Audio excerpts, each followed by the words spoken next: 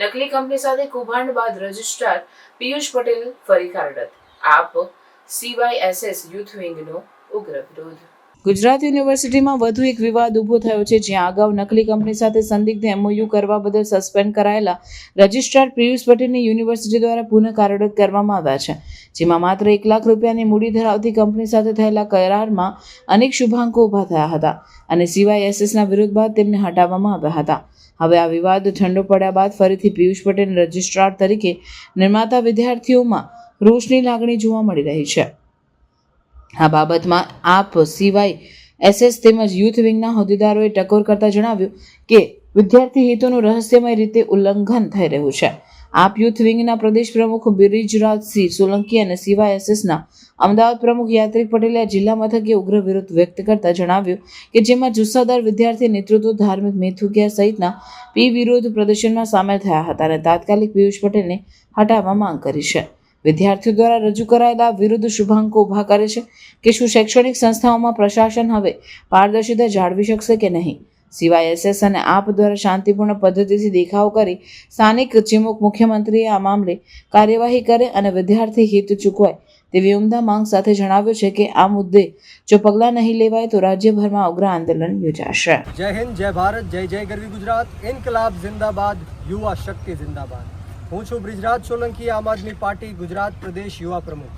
આજ રોજ અમદાવાદ ગુજરાત યુનિવર્સિટી ખાતે જે રીતના તાજેતરમાં પહેલાં 3 મહિના પહેલાં પિયુષભાઈ પટેલ જે રજિસ્ટ્રાર હતા અને જે ભ્રષ્ટાચારના આરોપમાં જેઓની હકાલપટ્ટી થઈ હતી, સસ્પેન્ડ કરવામાં આવ્યા હતા, અને ત્યારબાદ 3 મહિના બાદ જ્યારે આ મામલો શાંત પડી ગયો ત્યારે ફરીવાર ભ્રષ્ટાચારી ભારતીય જનતા પાર્ટીના કહેવાથી અને ફરીવાર કાર્યકારી રજિસ્ટ્રાર બનાવવામાં આવ્યા.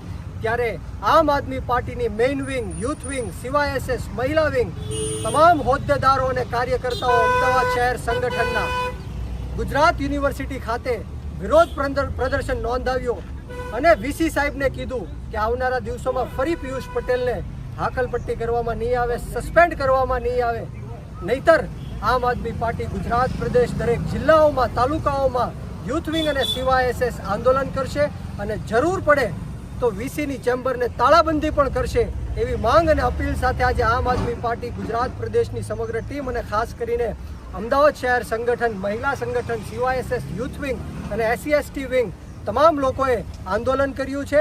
અને આજ રોજ આંદોલન કરવા જતાં જ પોલીસ દ્વારા ભાજપના કહેવાથી અમારી અટકાયત કરવામાં આવી છે અને અટકાયત પણ એ રીતના કરવામાં આવી કે અમારા ઘણા બધા બુઝુર્ગોને, કાર્યકર્તાઓને લોહી લુહાણ પણ કરી દેવામાં આવ્યા. આપ જોઈ શકો છો કે જે રીતના લોહી લુહાણ કરી દેવામાં આવ્યા, મહિલાઓને ધક્કા મારીને પાડી દેવામાં આવી અને જે રીતના અમે બુટલેગરો હોઈએ, આતંકવાદીઓ હોઈએ એ રીતના વર્તન કરવામાં આવ્યું છે. ખૂબ જ દુઃખની વાત છે.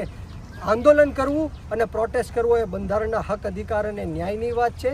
ગુજરાતની અંદર અવારનવાર ભ્રષ્ટાચારના કિસ્સાઓ આપણી સામે આવે છે, પરંતુ આમ આદમી પાર્ટી દરેક જિલ્લાઓમાં અને તાલુકોમાં ખૂણે ખૂણે જઈને પબ્લિક માટે SC/ST, OBC, આદિવાસી, માઇનોરિટી તમામ લોકો હોય એમના હક, અધિકાર અને ન્યાય માટે રોડ રસ્તા ઉપર ઉતરીને સંઘર્ષ કરીને એમનો અવાજ બુલંદ કરશે. જય હિન્દ, જય ભારત. બોલો ઇન્કલાબ જિંદાબાદ, ઇન્કલાબ જિંદાબાદ, આમ આદમી પાર્ટી જિંદાબાદ, આમ આદમી પાર્ટી જિંદાબાદ.